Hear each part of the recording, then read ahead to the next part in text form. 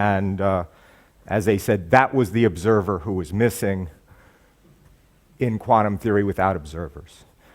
And of course, if he had been here, the hope, he wouldn't have been an observer, right? That he would have been talking to us. And when I think back to that meeting, and I think just about the time from then until now, I feel like my basic understanding of these problems has shifted and has clarified, and that essentially with all kinds of help from Shelley and Detlef and Nino and David and Giancarlo and a lot of other people in this room, but somehow, whenever I think finally, now I've got it clear, I realize, yeah, Bell already said it and I wasn't paying attention. So more or less what I'm just going to try to do is stand in as well as I can with lots of quotes for what Bell was up to, which I think gives us a slightly different picture, or we'll see at the end. I'm going to come to David's ideas at the end and they'll look a little different. So let me just talk about Bell's project. This quote is, of course, well, we'll come back to it, but gives us the basic idea. So a preliminary account of these notions, this is from Beables for Quantum Field Theory, was entitled Quantum Field Theory Without Observers or Observables or Measurements or Systems or Apparatus or Wave Function Collapse or anything like that, right? This could suggest to some that the issue in question is a philosophical one, and I really appreciate this part of the quote as a philosopher because philosophical is used as a term of abuse most of the places that I give talks like this. But I insist my concern is strictly professional.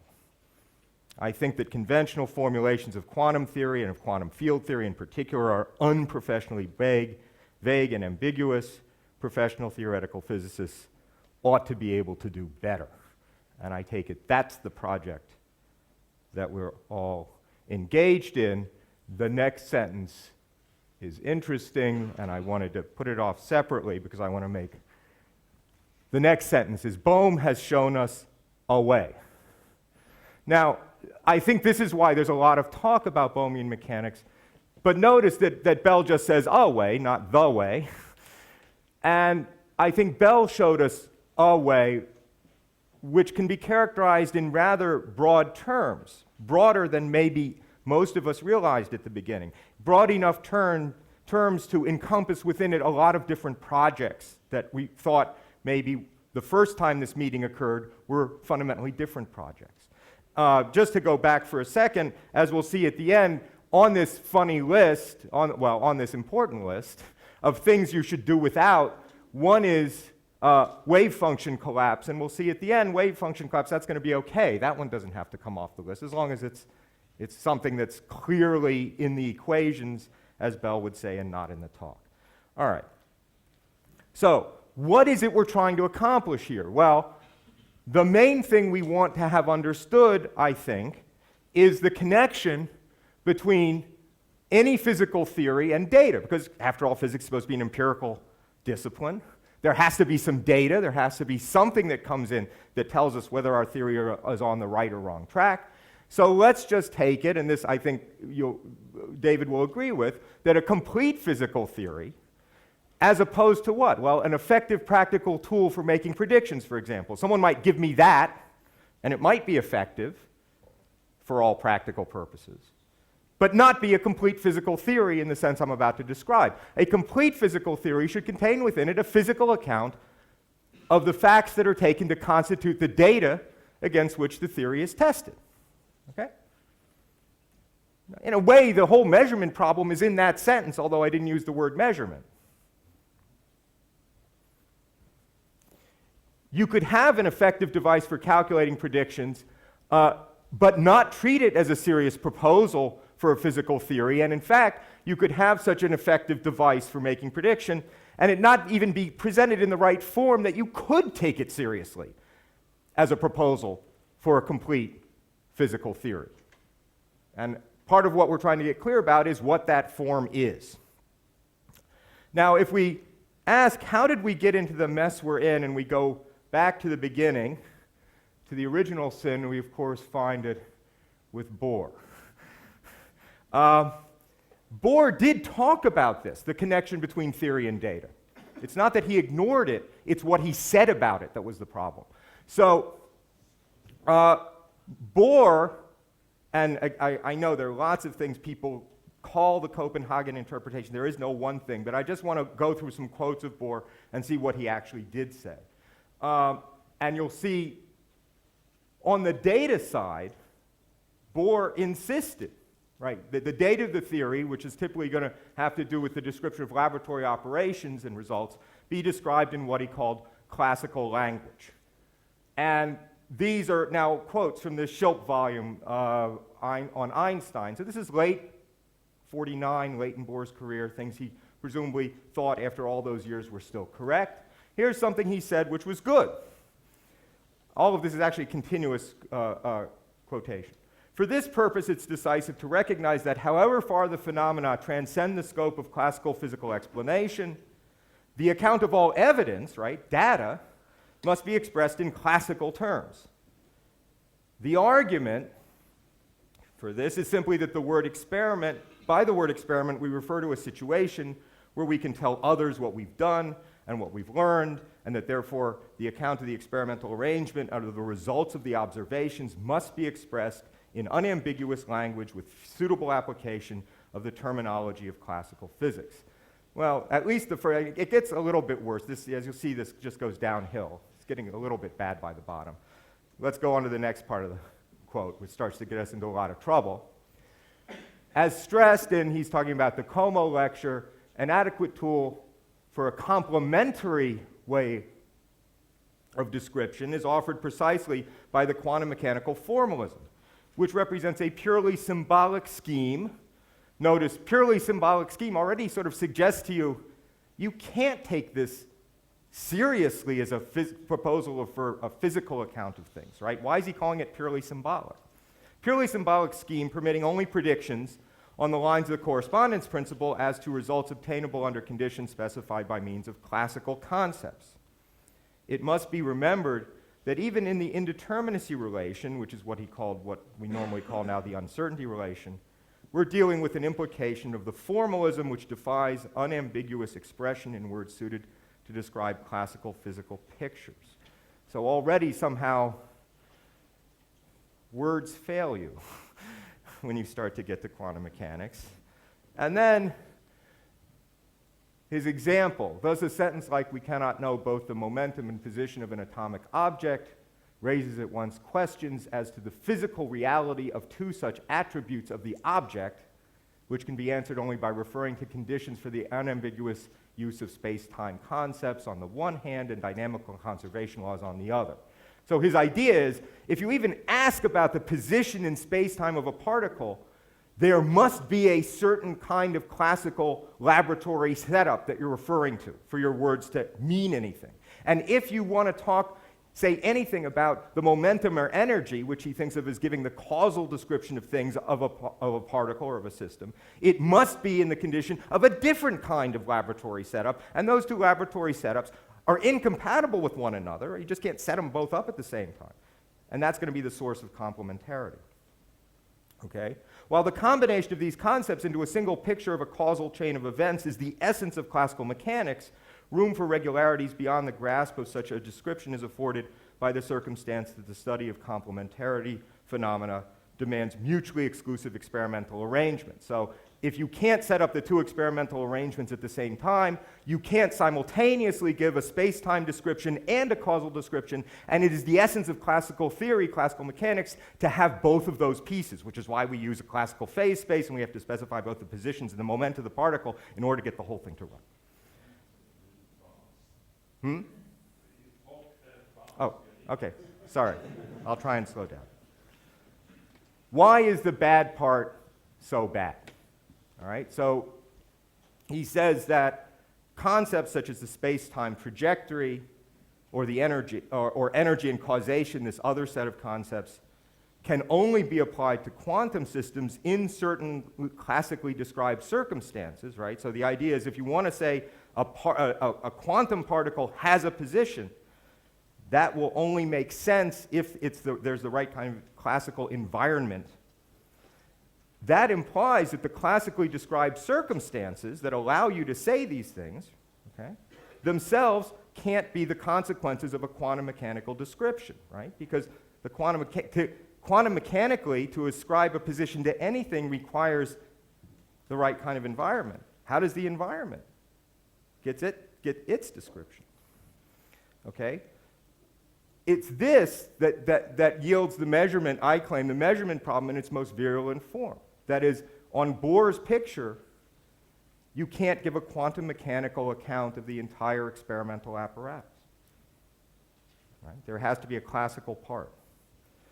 To work our way out of this, okay, we need for there to be some features that just obtain independently of their environment. So if to talk about the position of a particle requires a certain environment, to talk about the momentum of a particle requires a different kind of environment, there has to be something that doesn't require an environment. I mean, eventually you run out of environments. Those features that just obtain independently of their environment constitute the experimental arrangements that in turn may play a role in defining some of the properties of the quantum system. Now notice, in this talk, in Bohr, the word classical is used in two very different senses. And I think one of the confusions that lingers on is not carefully separating these two senses. One sense is tied to classical dynamics. So where you have to specify the positions and momenta of all the fundamental objects in order to run the dynamics, okay? Which Bohr talks about giving the space-time description on the one hand in terms of positions, and the causal description on the other in terms of momentum and energy, okay? And Bohr says, well, quantum systems can't be classical in that sense because quantum objects can't have both positions and momenta at the same time. But there's another sense of classical that's used here. Remember how Bohr started. He said the experimental arrangements have to be described using a classical language. Why? Because we have to be able to tell people what we did and have them understand it and communicate it. Right? What did I do in the laboratory? Notice that that sense of classical not only does not, but it cannot require that the experimental apparatus obeys classical dynamics, right? If the experimental apparatus had to be classical in the sense of obeying classical dynamics, then we would explain classically whatever result we got from the experiment, right? Just analyze the apparatus and apply classical dynamics to it. It'll tell you which way the pointer is going to go. So there's one sense in which the apparatus has to be classical, but it can't be that sense.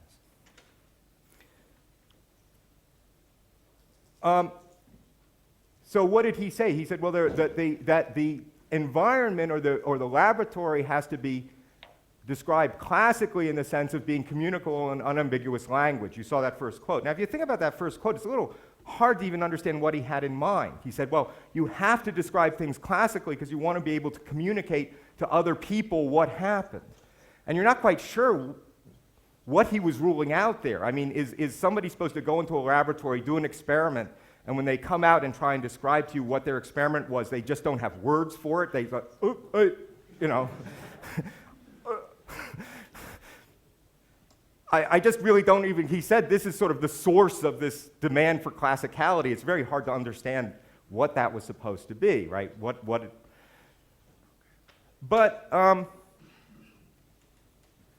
So obviously, if you describe what happens in a laboratory, you better describe it in a way comprehensible in natural language. That's a very weak constraint.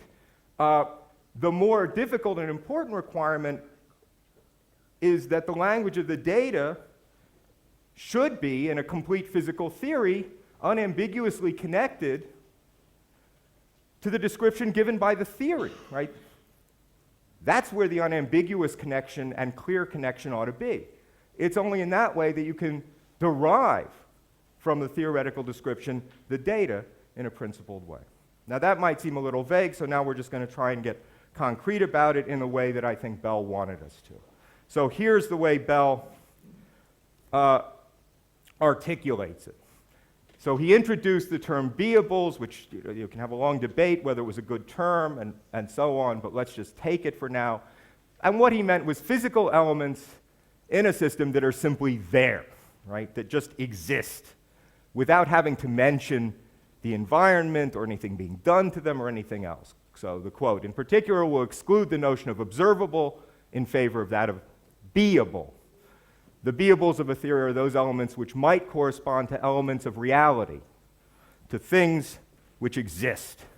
Their existence does not depend on observation. Indeed, observation and observers must be made out of beables, right? So there's, and you'll see he says over and over again something like this sentence, and this sentence I take to be the essence of Bell's understanding of what it is to solve the measurement problem, right? To specify a physics that says there are certain things, and from those things you make observers and experiments and experimental conditions and so on. So, we can compare to Bohr here. The beables, right, obviously would end this regress problem we had with Bohr if some properties that a quantum system has depend on the environmental conditions, then at least some environmental conditions must hold of their own accord. Those things that are just there will be the beables in Bell's sense. And if the environment is describable in the language of quantum theory, which we think it should be because we think the environment is, after all, a quantum mechanical object, because we think the entire universe is a quantum mechanical object, then there must be some beables in quantum systems, which is the triviality of saying there has to be something that's just there. Now, Bell goes on and distinguishes among the beables the local beables. And so here's the quote. These are the mathematical counterparts in the theory to real events at definite places and times in the real world, as distinct from the many purely mathematical constructions that occur in the working out of physical theories, as distinct from things that may be real but not localized. We'll come back to this, that there can be beables that are not local, right, that are real, they're there. You take them as seriously as you take anything, but they're not localized. And as distinct from the, quote, observables of other formulations of quantum mechanics for which we have no use here. Local beables connect the theory to the data. So here's what I think is the central point of Bell's program. The concept of observable lends itself to very precise mathematics when identified with self-adjoint operator, but physically it's a rather woolly concept. Again, this is not philosophically woolly, it's physically woolly. It's not easy to identify precisely which physical processes are to be given the status of observations and which are to be relegated to the limbo between one observation and another. So it could be hoped that some increase in precision might be possible by concentration on the beables, which can be described in, quote, classical terms because they are there. Notice, not in classical terms because they simultaneously have a space-time and causal, or they always have a momentum and so on. In classical terms, in the sense, just because they're there. They exist. The beables must include the settings of switches and knobs on experimental equipment, the currents in coils, and the readings of instruments. And this would be according to Bohr, right? Bohr would agree. Those are the sorts of things that you just have to be given in a classical language. Observables must be made, and once again, this almost the same sentence shows how important he thought it was. Observables must be made somehow out of beables. The theory of local beables should contain and give precise physical meaning to the algebra of local observables. So the mathematics gains physical significance via the local beables. Let's compare to Bohr again. As I said, Bell's use of classical has nothing to do with classical dynamics. The classical terms allow one to describe the experimental conditions at macroscopic scale, knobs and so on, in terms of the disposition of objects in space and time. And Bell's point is that the data and the description of experimental conditions is always given in terms of local beables at macroscopic scale, like the pointer moved this way rather than that way, right? That's saying what something that's just there did in space and time. If this is to be connected in a principled way, as opposed to by just some stipulation or some rule, but in a principled physical way to the language of the theory, to the physical theory, then the theory must have some local beables from which macroscopic objects are composed. Now, Bell, I mean, when I say he notes this, it's not anything he even says. It's so obvious, right? There's a simple, transparent, and comprehensible, and these words are important to me. This is why I think these are ways of understanding quantum mechanics we can really understand. There's a simple, transparent, comprehensible way for macroscopic objects to have locations in space-time at macroscopic scale. Namely, you postulate they're composed of local beables at microscopic scale. The bizarre position defended by Bohr seems to be that there must be macroscopic localized objects in a familiar space-time, right? There have to be, because that's how you report the results of your experiments, but they can't be composed of microscopic localized parts described by quantum theory, right? Because the microscopic parts don't have. Okay, but the question is, if a table and a chair has a well-defined macroscopic location, but it's made up of electrons and particles and so on, none of which do, except if they're in some larger environment that defines them having a space-time location, which is just what he says, okay? You can't make something with a space-time location out of parts that don't have one. So, Bell explicates Bohr's theory in terms of a dual ontology. I'm just going to get to Bell's, macroscopic classical objects that define the experimental condition, and a quantum world that is associated only with a symbolic wave function. And the significance of the wave function is then exhausted by its role in calculating predictions for the behavior of the classical objects. The quantum system can never be described by both a space-time and causal vocabulary, but each individually may be appropriate in experimental conditions. That's Bohr, and here's what Bell has to say. So this is, again, a long quote, but I think an extremely important one. The kinematics of the world in this orthodox picture is given by a wave function, maybe more than one, who knows, for the quantum part, and classical variables, variables which have values and are therefore beables, right, for the classical part. Psi of t and q and so on, capital X of t. I wrote this down, and I hadn't even noticed until I wrote this down that here it's a capital X, because those are macroscopic positions of things. I mean, Bell, again, he doesn't know to tell you this, but he's being very careful. The capital X means positions of macroscopic objects. The X's are somehow macroscopic. This is not spelled out very explicitly. The dynamics is not very precisely formulated either. Again, all the complaints are not, as it were, philosophical, but those of a professional physicist. It includes a Schrödinger equation for the quantum part, and some sort of classical dynamics for the classical part, and collapse recipes for their interaction. It seems to me that the only hope of precision with the dual psi, now little x dynamics, kinematics, is to omit completely the shifty split between the classical and quantum, and let both psi and the x refer to the world as a whole. Then the x's must not be confined to some vague macroscopic scale, but must extend to all scales. In the picture of de Broglie and Bohm, every particle is attributed a position, x of t. Then instrument pointers, assemblies of particles have positions, and experiments have results, right? So this is just the Bohrian classical language of instrument pointers is now a straightforward consequence of the fundamental quantum description at microscopic scale. The dynamics is given by the world Schrödinger equation, right? Only the universal wave function, that's the only one you need and the only one there really is, plus precise guiding equations. This is, of course, in Bohm's theory, prescribing how the x of t's move under the influence of psi.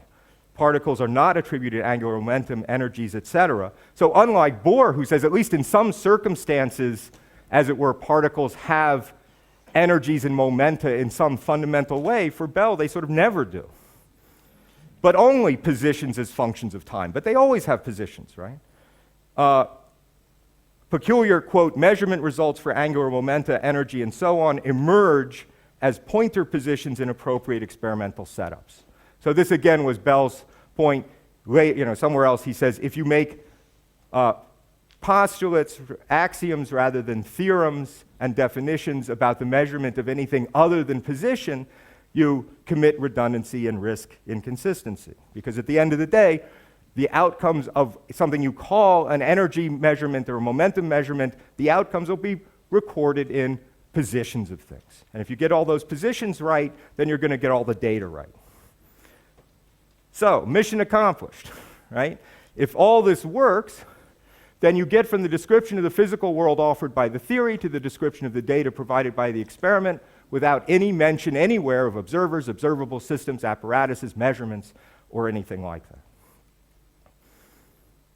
The work of making that connection is done by local beables that are postulated to constitute the macroscopic objects.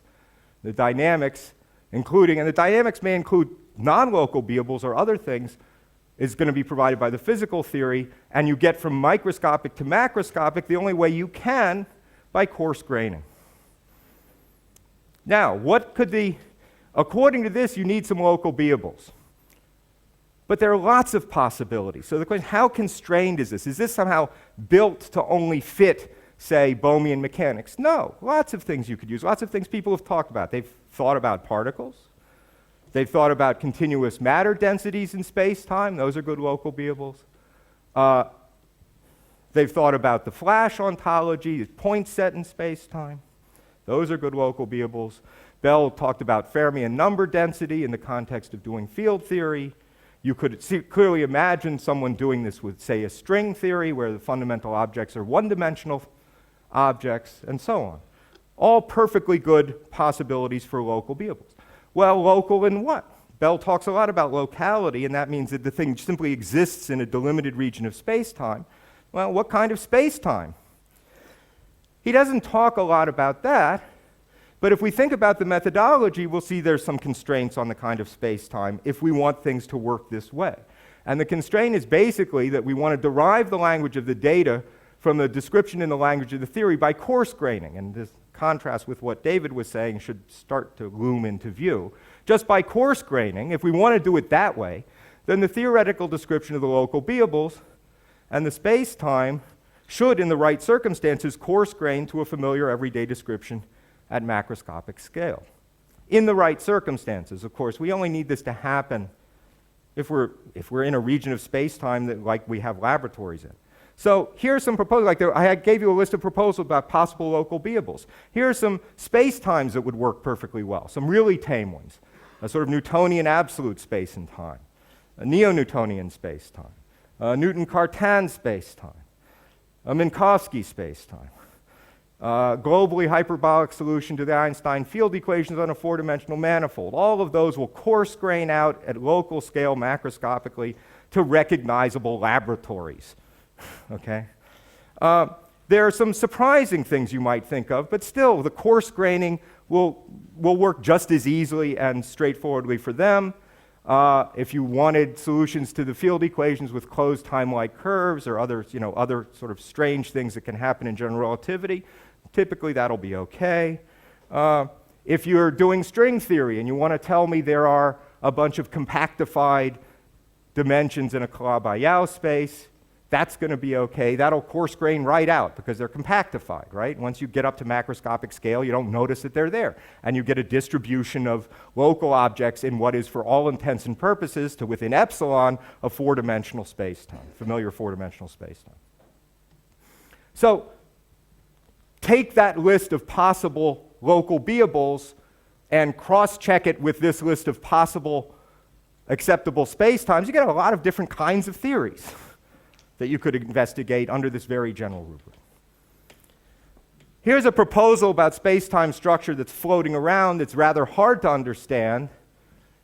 I'm not going to say anything about it, but I'm just putting it up here because it's one of the things that people talk about nowadays. The holographic principle that says somehow space-time is really just the boundary space and that there's a mass space or the middle space is an illusion. Right, that somehow, because there's a one-to-one correspondence between degrees of freedom on the boundary of some space and degrees of freedom in the interior, that you can really regard the real space in some sense, I don't know what that means, as just the boundary. I take it the reason it's called holography is that a hologram really is something that, honest to God, physically is only two-dimensional, but just manages to appear being three-dimensional. David, of course, was talking about something that was really, honest to God, very, very high dimension and somehow managed to appear three-dimensional. So another kind of strange appearance, misleading appearance, surface appearance of space-time. Well, we'll get to that. Then there are some seriously weird suggestions. David just nicely gave us one. That the fundamental physical space, at least in non-relativistic quantum mechanics, is geometrically isomorphic to a classical configuration space. So it's a fundamental physical space of very, very, very, very high dimensionality, and furthermore, not with all but 4 of the dimensions compactified, right? So it doesn't coarse grain out to what we want. Or this is just a quote from Sean Carroll. I don't even know quite what he had in mind, but he said it, so I put it up here. We live in Hilbert space, right? This is a little bit different because, of course, the configuration space isn't Hilbert space, but it's also a very high-dimensional space, and it's a little bit hard to know how I'm waving my hand around in Hilbert space right now. Why these strange suggestions? Why David's? How did those come up? So the last 2 are unlike the first 7, all of which coarse grain at macroscopic scale in the right way. Again, leave aside the holographic principle. Why did they come up with that? Well, obviously, the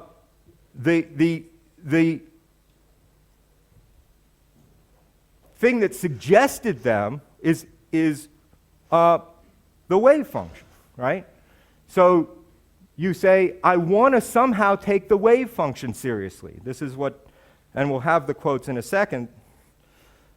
This is the way David begins. He says, I want to be a realist about quantum mechanics, and quantum mechanics uses a wave function, so I need to really be a realist about the wave function. What does that commit me to?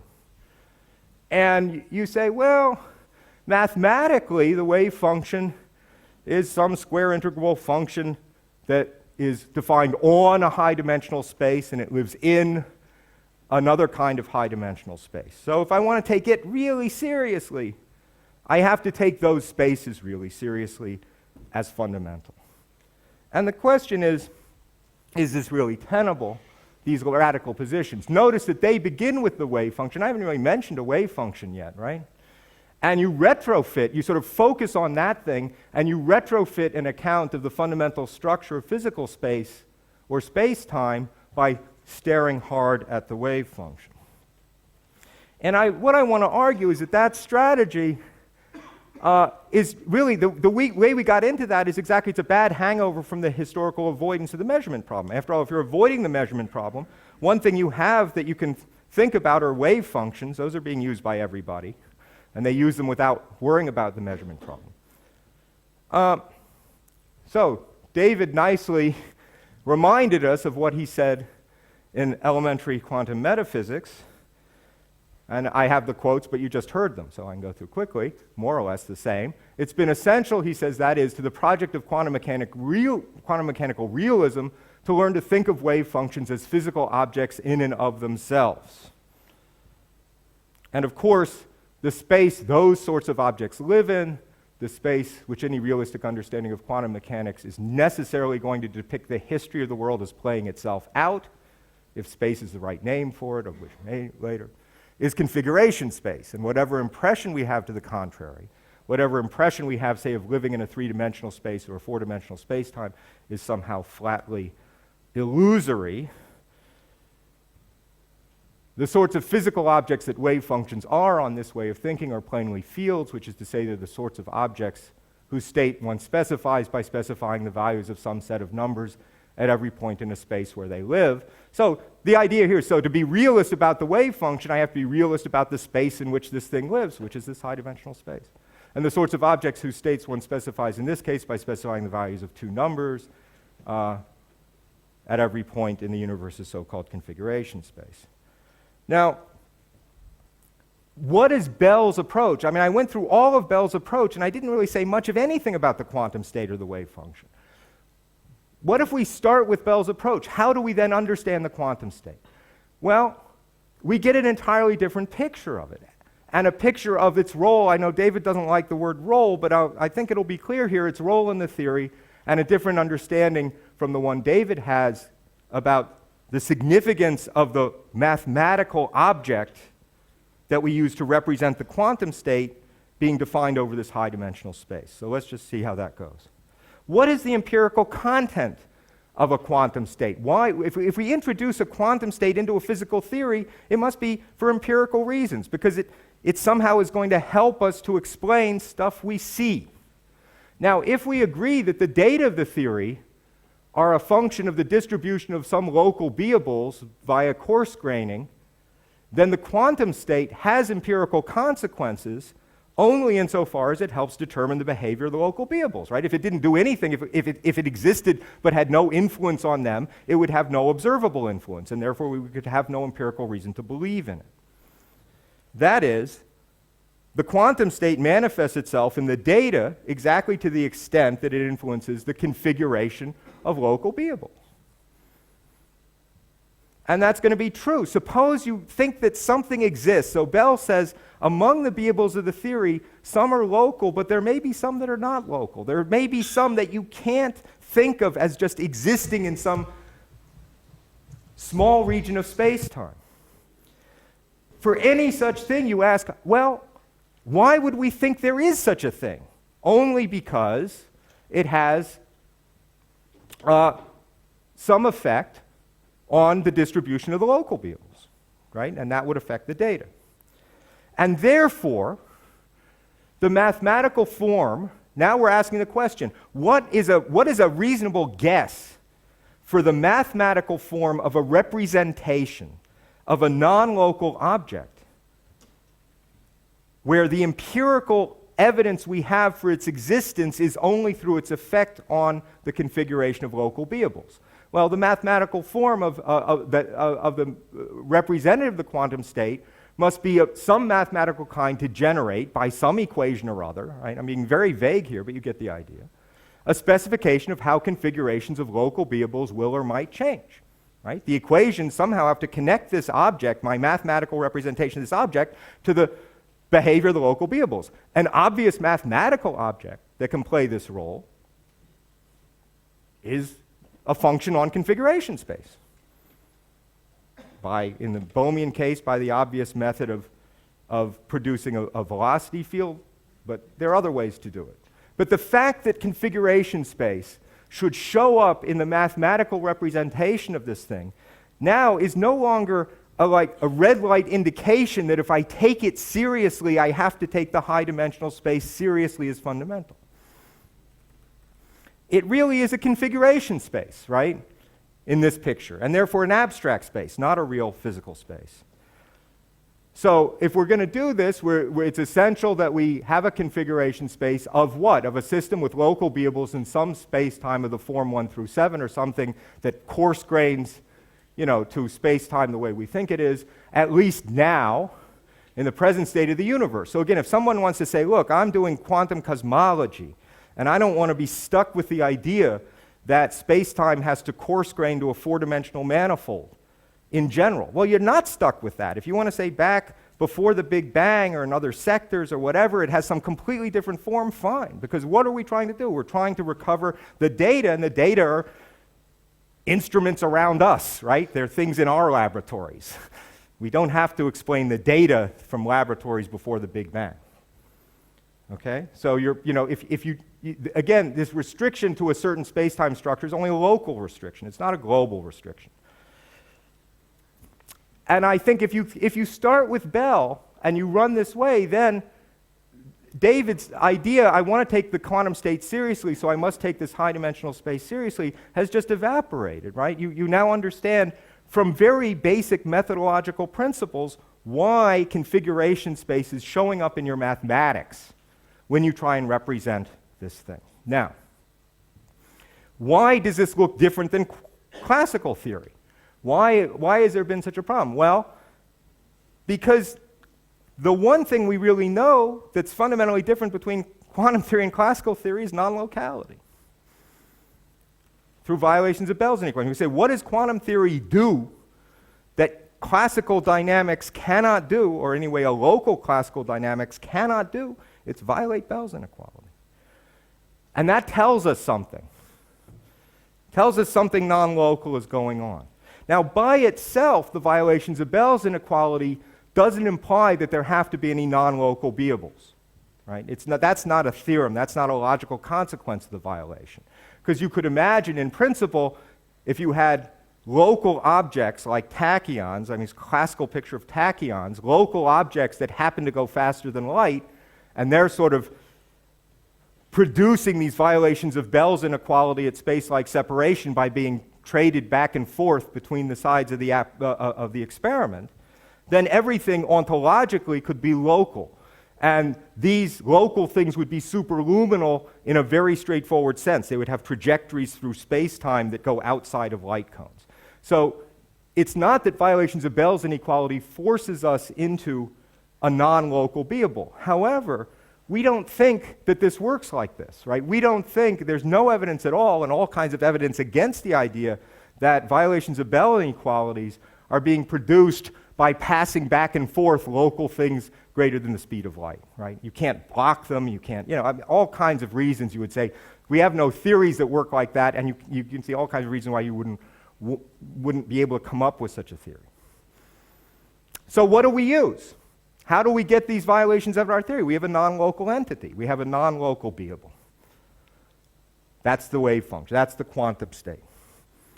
Now, because we have observable violations of Bell's inequality, for them to be observable, they have to be correlations between controllable and hence local macroscopic conditions on one side and observable and hence macroscopic local conditions on the other side. So there has to be something in my theory that's enforcing correlations between space-like separated local beables. And if we get these objects by coarse-graining the local microscopic beables, and there are no localized messengers like tachyons, then that somehow, that informational connection between the sides must be secured by a non-local entity that governs the global distribution of the local beables in a non-local way. So there has to be some non-local entity, and we've seen why it would be natural to represent it mathematically using a global configuration space. So here's the upshot of all this. How to make a theory after the fashion of Bell. If you follow these suggestions, you at least will get a clear, complete physical theory that makes transparent connections to the data, right? And it will have three main components. You're going to have a space-time structure that at least around now coarse-grains to a familiar four-dimensional form. You'll have a set of postulated physical entities or beables divided into two types, the local and the non-local. And of course, you'll need a dynamics for all of this, right? You'll need a dynamics for the beables, for the space-time structure itself. If it's not fixed, that's fine.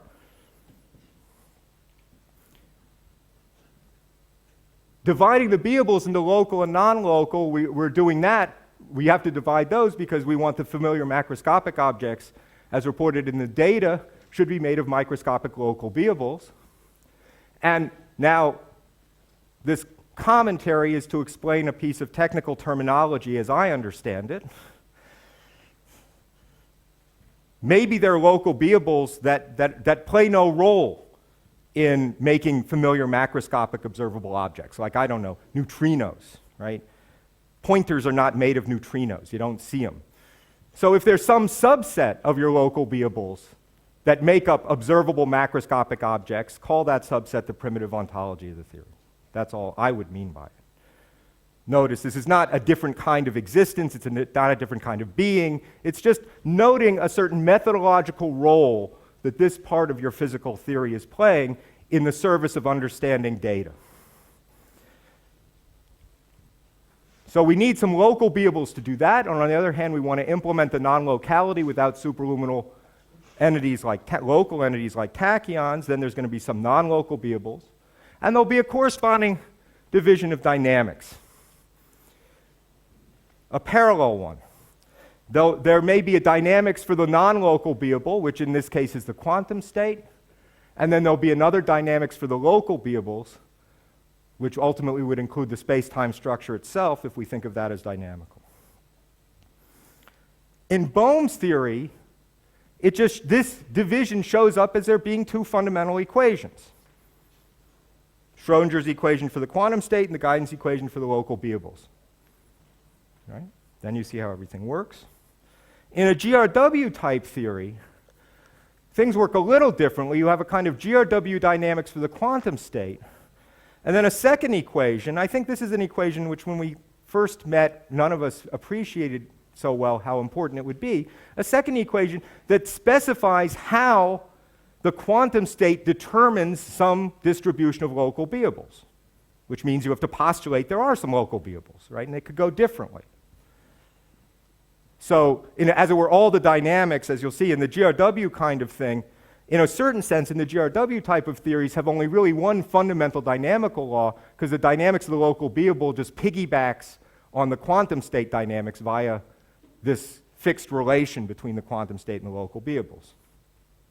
Things work differently in Bohm's theory, of course, because the location of the particles is not a function, can't be determined from the quantum state. All right, so for Bohm-type theories, there's another possibility, a possibility that isn't available for a GRW-type theory. There's a possibility that maybe the universal quantum state, which is really the only one there is, turns out to be static. It doesn't need a dynamics. It's just fixed. And then all the observable changes that constitute the data are generated by the guidance equation. So there, we again could possibly reduce the dynamics to one fundamental dynamics and push, as has been said, the quantum state up into the nomological structure. Or you might, so you can sort of see that's in the cards for this type of approach and not in the cards for that type of approach. So, as Bell said, Bohm has shown us a way, not necessarily the way or the only way, but Bohm has shown us a way. And what I've just tried to do is lay out what I think Bell thought that way was in sufficiently general terms that we can now see, as at least I couldn't many years ago, that a GRW type theory is of the same form, or can be of the same form. And the marvelous point theory isn't of this form, because you don't get to the data just by coarse graining the fundamental. But what you get is a clear, complete physical theory where the connection between the physics and the data is absolutely transparent, right? I'm not claiming this is the only way that can be done, but I do think this has a very wide scope for variations in terms of which local beables you suggest there are, what non-local beables you suggest there are, what space-time structure you suggest there is, what dynamical laws suggest there are, right? Many of the things we talk about here will fit into the scheme. And I at least think there ought to be the challenge. I don't say everybody has to do it this way.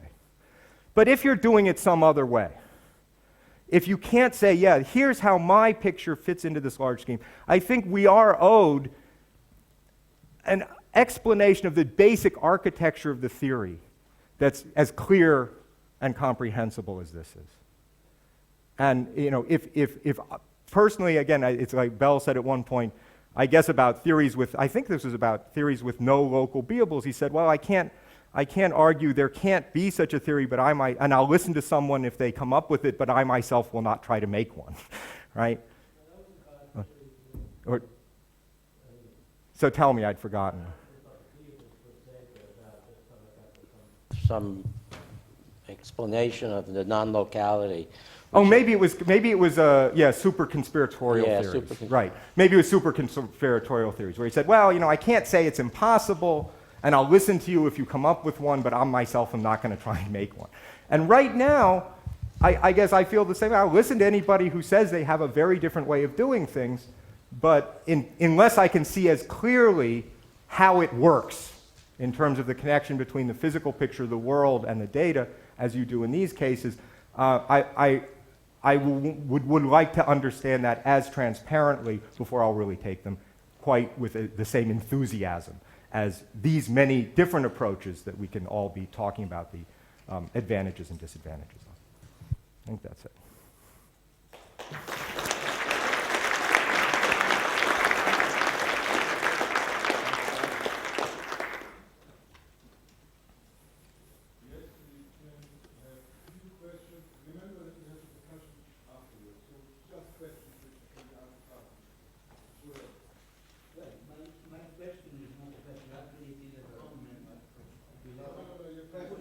Oh, actually it is a comment.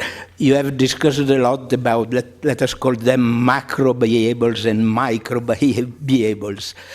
So if Bohr, speaking of Bohr and then of Bell and so on and so forth, so I would like to point out that in a sense, even Einstein was ready to have only macro variables and not micro variables. In reply to critics, he say, I want macro object to have clear position and location in space and time. I am ready to give up the pretension that something similar happened at the microscopic level. However, and this is the conclusion that something of this sort cannot be done, I think you cannot give up your request of a clear location in space and time at the microscopic level alone, saving at the macro level. And the other thing which is strictly related to this is also the position of Bell, because Bell, in the first time in which he presented collapse theory, he has stressed his micro variables, which were the flashes. Yes. But then the last letter, I think, that he wrote in his life to me stresses that what is real in GRW is only the psi function, and it has to be stressed that it lives in 3-dimensional space or whatever similar you have in quantum field theory. So from this point of view, I think that it is important to take into account that one could be satisfied with the fact that objects have properties at a certain level, and we cannot say something precise. So, yeah, I mean, of course, I wish Bell were here. so I could understand what he meant the second time. There is another case, of course, in the published literature when he says, you have to understand in this theory that you have to take the wave function seriously as something that even though it exists in this high-dimensional space. Now, I've presented a Bell type approach, if you want to say that is moving away from that. Part of what he's saying you can easily understand as just rejecting what are called psi-epistemic kind of approaches, where you really take the wave function out of the physics Absolutely. altogether and put it in people's minds, or you just, or make it merely statistical or something. So if he was just, part of it is just expressing being seriously realistic about the quantum state, which we could be happy with if it's a non-local entity and not have to talk about there must then be a high-dimensional space in which it lives. I mean, that's what I've been trying to articulate. How Bell understood, as you say, in the original paper, the flash ontology and the way he uses the flashes and says macroscopic objects are galaxies of flashes fits into the picture that I've sketched out here perfectly. Absolutely. What he had in mind if later on he said, I don't need those flashes or so on, how to rewrite that paper without it, I honestly couldn't do. So if he had something in mind, or if there's a way. Now, of course, when you say, or what Einstein had in mind, of course, you might think things at microscopic scale don't have precise positions in the sense as if, suppose you were dealing with a matter density, and it's sort of smoothly, you now think that an atom, the sort of matter in an atom sort of smoothly does that. So it's not as if there's a sharp cutoff. And you might say, well, that's going to be good enough at macroscopic scale to give me big lumps of things that are moving around. What I don't understand is how you can take something of which you can say nothing intelligible at microscopic scale in terms of its spatiotemporal location and say putting a lot of them together could give me something at macroscopic scale with a spatiotemporal location. Again, maybe it's just a lack of an imagination on my part, but I don't see how it can be done. Okay, thanks. Only really short questions now to this talk, Oh. and then we'll go to the discussion afterwards. I'd like to go back to the characterization of Bohr. I think you mischaracterized somewhat by presenting the Bohr point of view as being somehow inconsistent. And then you summarized it by saying there was this double ontology, which you implied was therefore inconsistent. I think and I'm not trying to defend it, but I'm trying to understand it.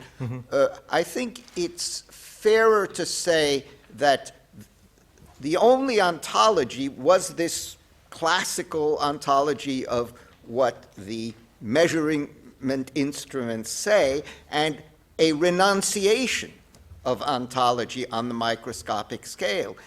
And just there wasn't any, and I think that's what Bell criticized, and Einstein, et cetera, criticized. It's that you can't ask for more than mathematics on the microscopic scale, and the only kind of real things, predictions, physical things, will be on the macroscopic scale. And doesn't it work fabulously? And it has. I mean, since then, everybody somehow makes it work. Okay. So I think the point is that I think he should be criticized not for an inconsistency, but for leaving us unsatisfied by renouncing an ontology on the microscopic scale. So I think there's just a confusion about the word ontology here. I think that's a lack of communication between us.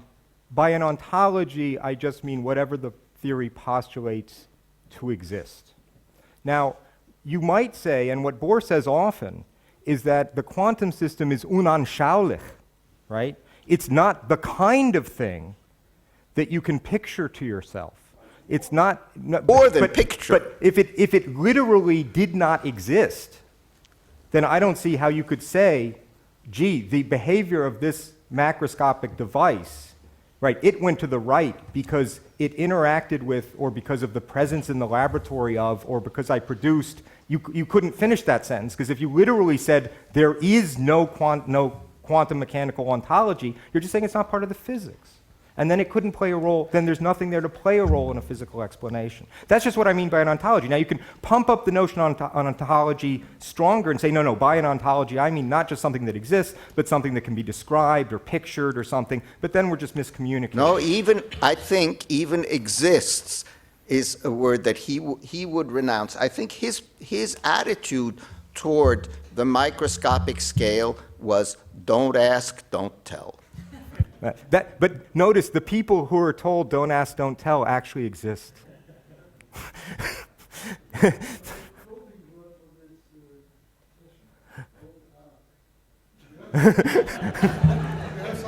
I would like to bring the discussion to a very concrete technical level, because that's what we physicists have to do. You were quoting Bell's inequality and its violation by quantum mechanics. This is something that we can understand within non-relativistic quantum mechanics. In non-relativistic quantum mechanics, there is no limit to the speed of propagation. So in particular, this whole business with tachyons, and by sort of alluding to special relativity in discussions of Bell's inequalities and its violation by quantum mechanics is totally misguided. And it should not be I done. only mentioned tachyons to say nobody has proposed a serious theory with them and we shouldn't consider them. That's all I said. The only thing I said about tachyons was no one has proposed a serious theory that postulates them and we shouldn't consider them. Yeah, but it I has simply nothing mentioned to them do as a with logical Bell's possibility. inequality, because if we accepted that Bell's inequality and its violation in quantum mechanics are statements about non-relativistic quantum theory, then the whole business of tachyons has no place in this discussion. Again, I only mentioned tachyons to put them aside and say we have no reason to consider them. Then you should Of not course, have... non-relativistic quantum theory predicts violations, relativistic quantum theory predicts violations of Bell's inequality just as well as non-relativistic does. Absolutely. Exactly. The only thing, you just weren't listening, Jörg, I'm afraid. No. The only thing I said about tachyons was not, this is how we explain things. It was that in principle, in principle, one could have a theory that violated Bell's inequality that postulated things like this. We have no such theory. I see no prospects for such a theory. We have such a theory. It's not a quantum theory. We have non-relativistic quantum mechanics that is a perfect theory for much of what we observe in a laboratory, and it has no limiting propagation speed. But And therefore, I would like to humbly ask you to leave out discussions of tachyons in future presentations of this kind. even It to is- say we shouldn't consider them? it is misguided and it is misleading. Even, and even to say it's misguided, which is more or less what I said? Yeah, but then it's not helpful to describe what, there are lots of misguided things between earth and heaven. Let's not talk about it. Let's talk about the good stuff. One thing is clear, I fail completely. No, I have a question. I have a question that really is just a question for clarification, and it's not an argument or a discussion.